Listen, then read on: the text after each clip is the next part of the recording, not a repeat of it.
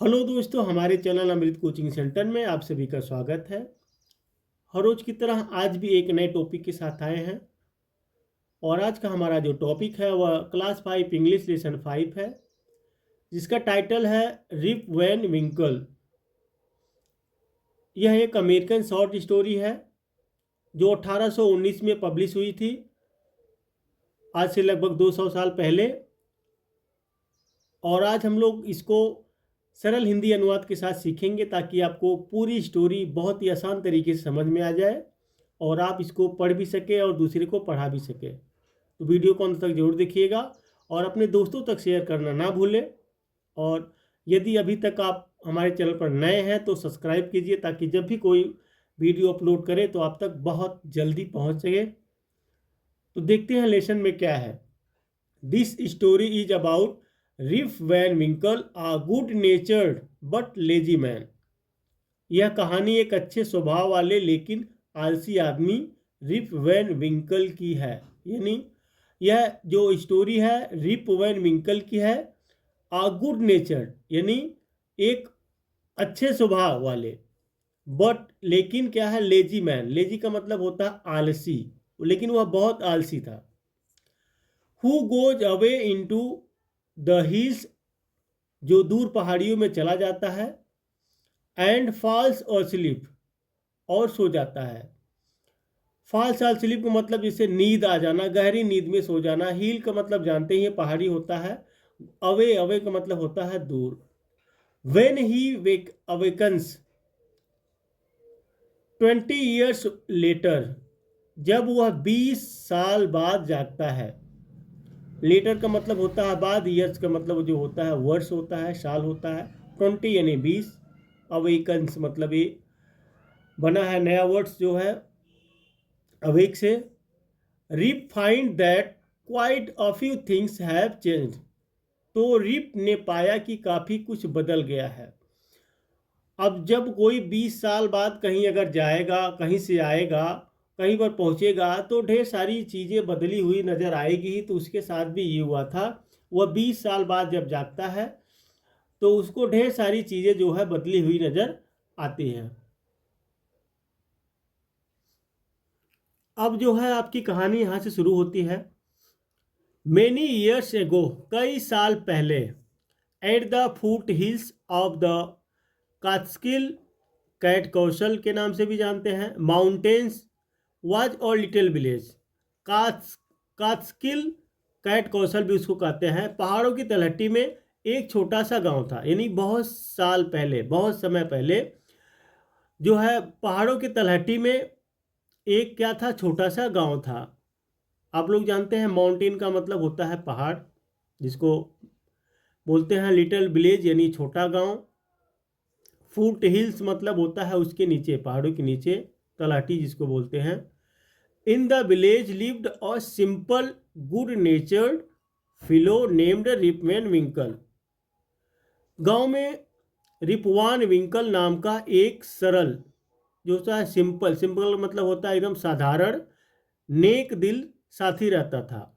यहाँ पे फिलो का मतलब होता है साथी, गुड नेचर्ड अच्छे स्वभाव वाला। He was a kind neighbour ready to help anyone, वह एक दयालु पड़ोसी था, किसी की भी मदद करने के लिए तैयार था। हेल्प का मतलब होता है मदद करना, रेडी तैयार रहता है, रेडी टू हेल्प मदद करने के लिए तैयार रहता था। एनीवन यानी किसी की भी, किसी के पास समस्या कोई होती थी वह उसकी मदद करने के लिए हमेशा तैयार रहता था। नेबर का मतलब होता है पड़ोसी। काइंड यानी दयालु।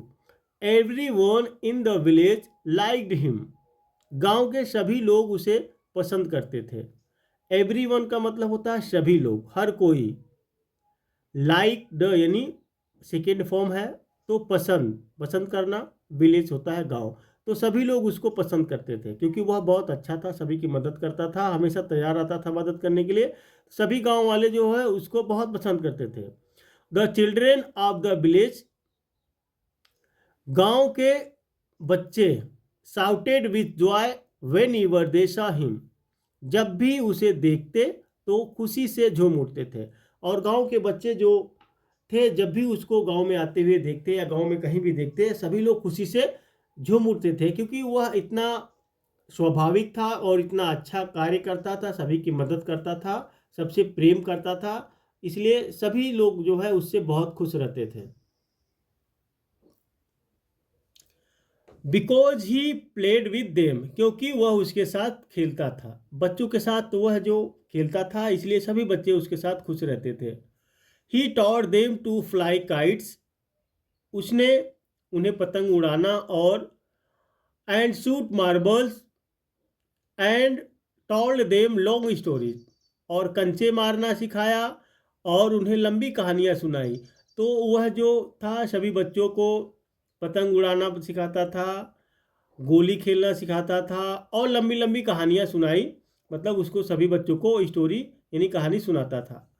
The only problem with Rip was that he was very lazy, Rip के साथ एकमात्र समस्या यह थी कि वह बहुत आलसी था।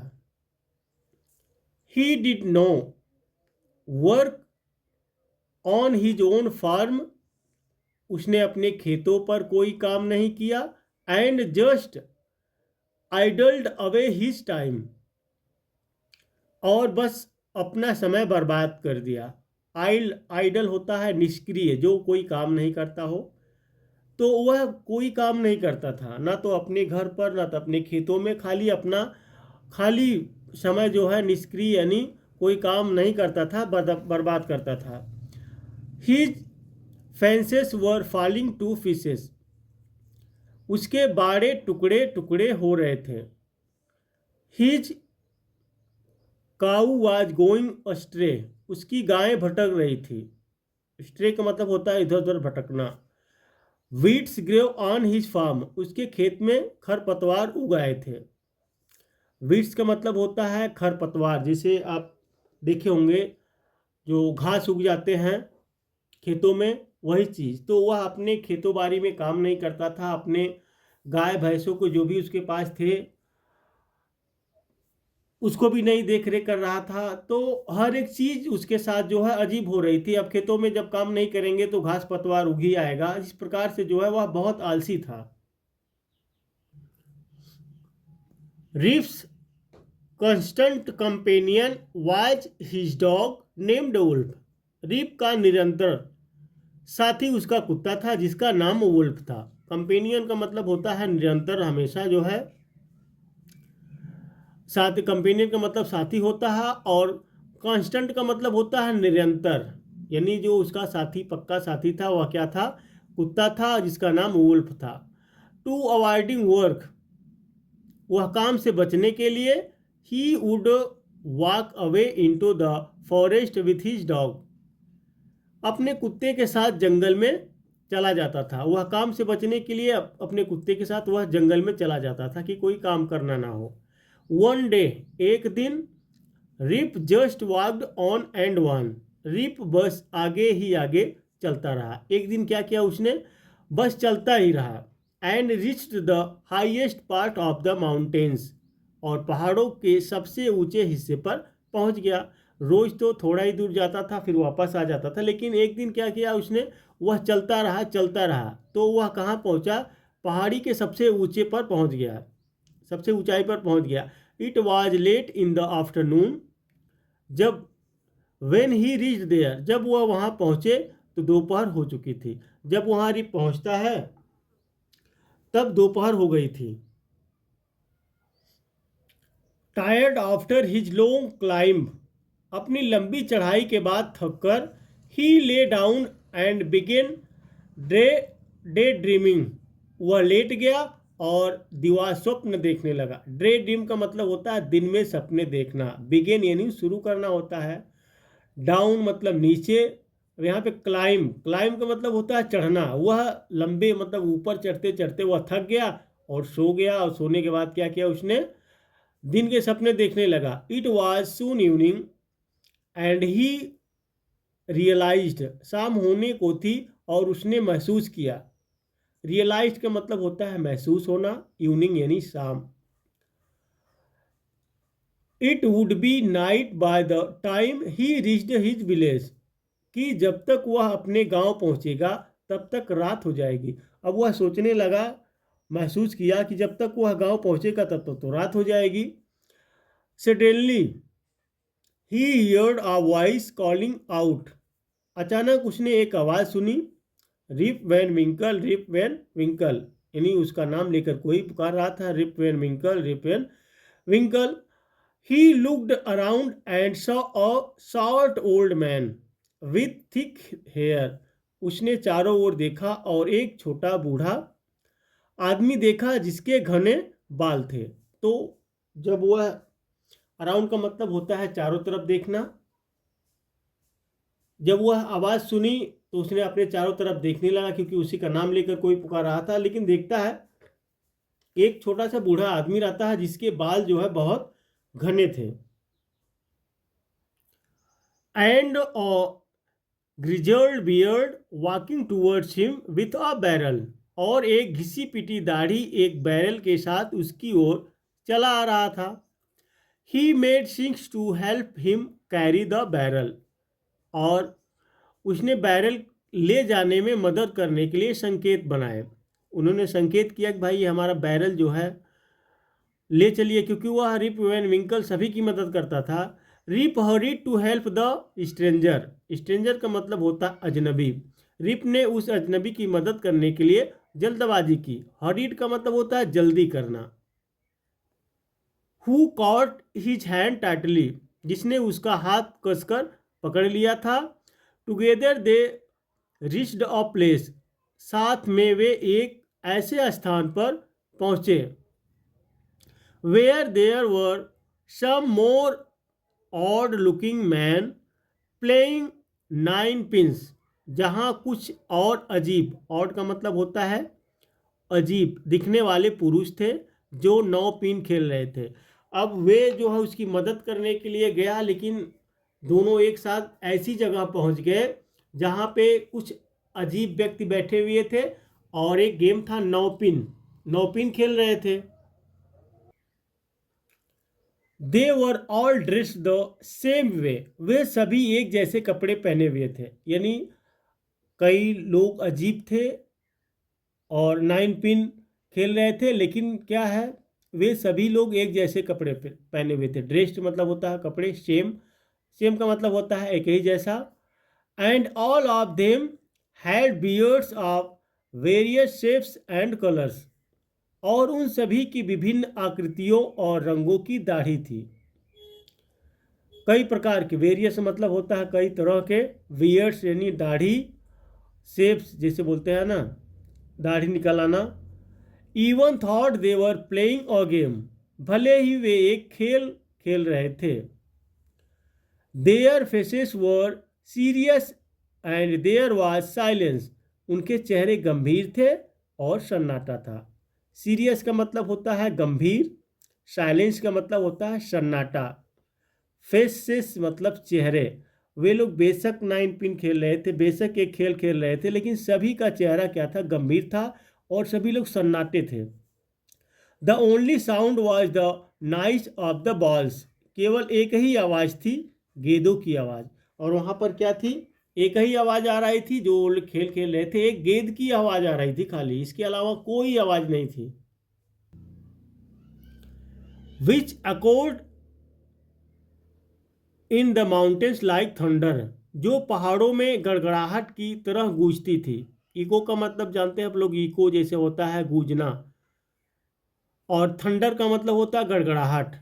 As Rip and his companion reached them, जैसे ही रिप और उसका साथी उनके पास पहुंचे। दे स्टॉप्ड प्लेइंग, उन्होंने खेलना बंद कर दिया।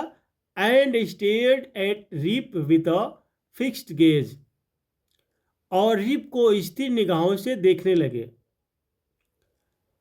स्टेयर मतलब जैसे होता है घूरना, एकटक देखना किसी को। स्टॉप्ड मतलब होता है जैसे बंद करना या रुकना या रोकना। Rip was really frightened, Rip was really frightened, Rip जो है वास्तव में डर गया था। अब सभी लोग उसकी तरफ देखने लगे, घूरने लगे, तो रिप क्या किया, उसके अंदर एक डर पैदा हो गई। His companion emptied the contents of the barrel into glasses. उसके साथी ने बैरल की सामग्री को गिलास में खाली कर दिया। जो उसका साथी बैरल लिया हुआ था उसको एक गिलास में खाली कर दिया। And made Rip drink it, और रिप को पीने के लिए कहा। जो बैरल लिया हुआ था वह गिलास में रख दिए और रिप को पीने के लिए कहा। Rip obeyed as he was trembling with fear. Rip ने आज्ञा मानी क्योंकि वह डर से कांप रहा था। अब रिप जो है, रिप को सभी देख रहे थे तो रिप उनकी आज्ञा मान ली क्योंकि वह डर रहा था। Since he was thirsty he drunk few more glasses. क्योंकि वह प्यासा था उसने कुछ और गिलास पिया। यानी कई गिलास, थर्स्टी मतलब प्यासे होना, ड्रंक यानी पीना, तो कई जो है गिलास उसने पी गया। And slowly fail into the sleep, deep sleep, और धीरे धीरे वह गहरी नींद में डूब गया। On walking up he found, जागने पर उसने पाया। अब जो वह कई गिलास पी गया तो उसको जो है गहरी नींद आ गई, वह गहरी नींद में सो गया। That he was at the place where he had first met the old man. वह उस जगह पर था जहां उसकी पहली मुलाकात बुजुर्ग से हुई थी। यानी जब वह जागा, गहरी नींद में सो गया था, लेकिन जब वह जागा तो जब वह वहीं पर मिला, अपने आप को पाया जहां पर बुजुर्ग आदमी से मिला हुआ था। He rubbed his eyes, it was a bright sunny morning. उसने आंखें मूंद ली, वह एक चमकदार धूप थी। रब्ड का मतलब होता है जैसे हम लोग आँख जागते हैं तो आँख रगड़ते हैं, उसी तरीके से उसने जब जागा तो आँख रगड़ा, लेकिन बहुत चमकदार धूप थी तो उसने अपनी आँख मूंद ली। श्योरली, बेशक, I have not slept here all night, thought Rip. मैं सोया नहीं हूँ यहाँ सारी रात, रिप ने सोचा। He looked around for Wolf but he was nowhere. Wolf कौन था? उसका जो कुत्ता था जिसका नाम वुल्फ था। उसने वुल्फ के लिए चारों ओर देखा लेकिन वह कहीं नहीं था। Rip whistled for him, Rip ने उसके लिए सीटी बजाई।